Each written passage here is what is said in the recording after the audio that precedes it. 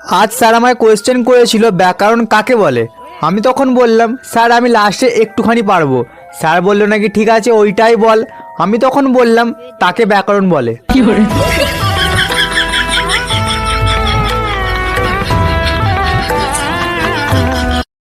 বাদাম আছে কালো চেরা চুলে চুরি মালা দিয়ে মোবাইলে বাড়ি ভাঙা দিয়ে বাদাম মোবাইলে বাড়িগুলো 5 টাকা দাম। বলো বাবু কি চাই, বাদাম খাবে? এখানে কি আছে বড়া? এই যে বাবু বাদাম বিক্রি করছি। বড়া বাদাম বিক্রি করার জায়গা মান না?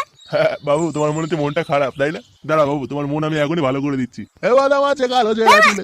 তোর বালের বাদাম তোর গায়ে ঢুকি না গুড মর্নিং। এই বাবু তুমি এরকম করছো কেন? বাবু মানে চোখান কে ছেলে বাদাম বিক্রি করার জায়গা পাস না, বেরা গুড মর্নিং। এই তুমি এরকম কথা বলছো কেন বাবু? দুটো বাদাম দিচ্ছি, খেয়ে দেখো। ও কাজে তোর বাদামের কপাল মারি বালের বাদাম। হ্যাঁ আরে আরে আরে আমার সব বাদাম পড়ে গেল রে। এরপর থেকে আমার চা দিলে চায়ের ভিতরে কুচি কুচি কইরা আদা কেটে দিব, খাসির মাংস কেটে দিবি, একটা বড় মগে দিবি, মাঝখানে একটা খাসির পায়ের নলি দিয়ে দিবি, ওটা দিয়ে চুমুক দিয়ে চা খামো। ভাই এটা কি চা? কাচ্চি চা।